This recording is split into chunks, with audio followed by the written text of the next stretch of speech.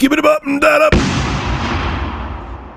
So I got to give a huge shout out to CouchJockeys.com. Also, Kevin Hillary over out there. He sent me this article, and he got a bunch of information from a verified user over at NeoGAF about some interesting happenings with the Xbox One and PS4 and some stuff that's going to be released this year and some other interesting information. So let's get into it, and make sure you check out CouchJockeys.com.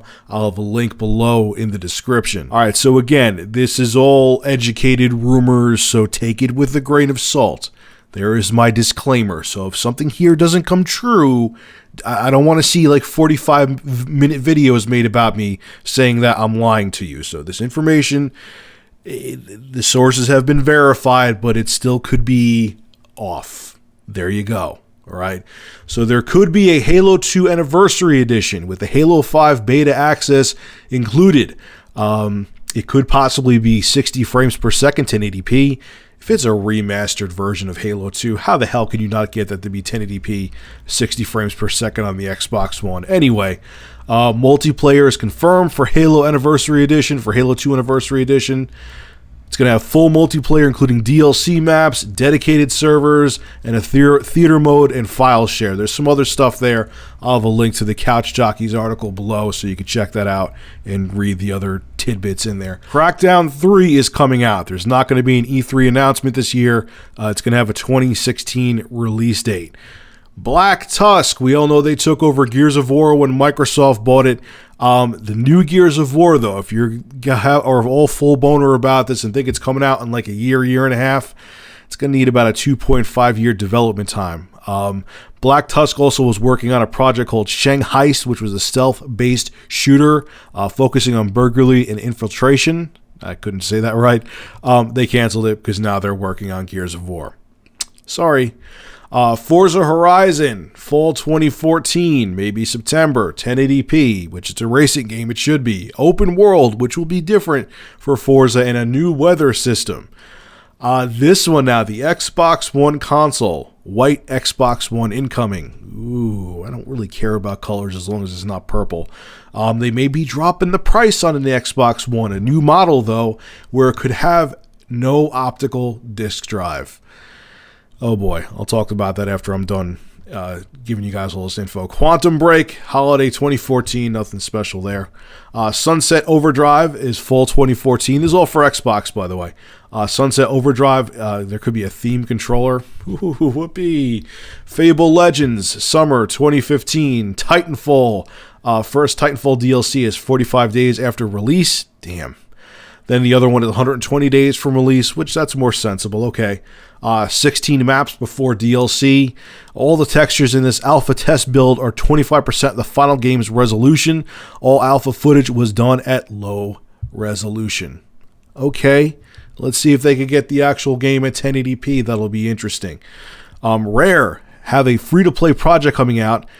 Take with extreme loads of salt. You mean extreme grain of salt or whatever, but okay. Free-to-play. I hate free-to-play. I know I went back and forth on free-to-play, but I've had some new experiences, again, with free-to-play that I still hate it. Xbox Live, Games with Gold, starts April 2014, I guess for the Xbox One they mean. All right, the PS4 news. Actually, this one's going to be exciting for people who like this game. You guys know I'm not a fan of it. PS4, Last of Us Game of the Year Edition for the PS4, supposedly according to this article, in 2014. Uncharted and The Order 1886 delayed to 2015. That sucks. That's all the news for PS4, though. Most of it was Xbox One. But anyway, there's only one thing I really want to talk about here, or two, actually. The Titanfall resolution, and I want to talk about that cheaper Xbox One. So let's talk about Titanfall first, because I don't have as much to say about it. All right. So, the alpha, they released the alpha. They selected people to play the alpha. It was only in 720p. And I'm hoping, even though I don't think this is what this article is saying, I'm hoping that they mean that the actual finished retail game is going to be in 1080p because the alpha was only in 720p. But I have a feeling it's going to stay at 720p and they're just going to improve the textures. I think that's what they meant, but we'll see. Because you got to realize, Titanfall's using the Source engine, which Valve made and they used originally with Half-Life 2 back in 2004. That's a 10-year-old engine. Obviously, it's modified. It's not the plain vanilla Source engine, but oh boy. If they can't get the Source engine to run at 1080p, then it's a decade-old engine on a next-gen console that was just released.